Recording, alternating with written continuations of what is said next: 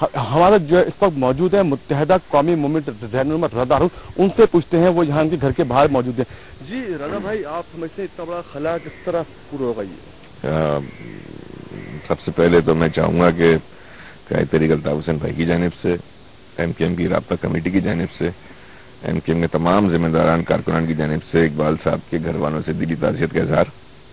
اللہ تعالیٰ ان سب کو صبر دے۔ اور ایک عظیم نقصان ہے، بڑا نقصان ہے ملک اور قوم کا کہ ایک بے باک اور نڈر بولنے والا، جس نے کسی دور میں بھی جو دل میں ہے وہ بات کہنے میں اور اپنے منفرد انداز میں کہنے میں کبھی ہچکچاہٹ محسوس نہیں کری، انٹلیکچول تھے، ٹیکنوکریٹ تھے، اپنے فیلڈ کے اندر بڑے مانے جانے جاتے تھے۔ میں سمجھتا ہوں کہ کسی بھی فرد کا خلا زندگی میں کوئی اور پر کر نہیں سکتا، لیکن یہ ہے کہ ان کی یادیں، ان کی باتیں، ان کو یاد رکھتے ہوئے میں سمجھتا ہوں کہ اقبال صاحب کو بھولنا جو ہے وہ پاکستان کے لوگوں کے لیے بہت مشکل ہوگا، کیونکہ سیاست میں جہاں ان کا ایک رول پاکستان پیپلز پارٹی کے ساتھ رہا، وہیں ہیومن رائٹس کے حوالے سے ان کی جو ایکٹیویٹیز تھیں اور وکلا تحریک کے اندر اور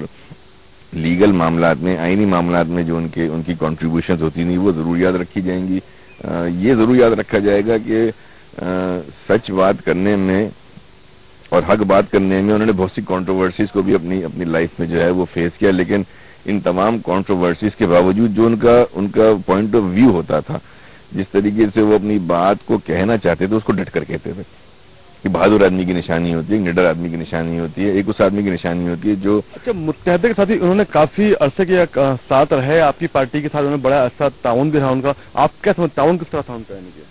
اللہ کے ساتھ تو ان کی لو ہیٹ ریلیشن شپ رہی ہے، اور ایک زمانے میں جب وہ منسٹر آف لا پارلیمانی افیئرز تھے تو زمانے بڑی لو ہیٹ ریلیشن شپ رہی تھی، لیکن ہم نے ہمیشہ اقبال صاحب کے ریسپیکٹ کی ہے۔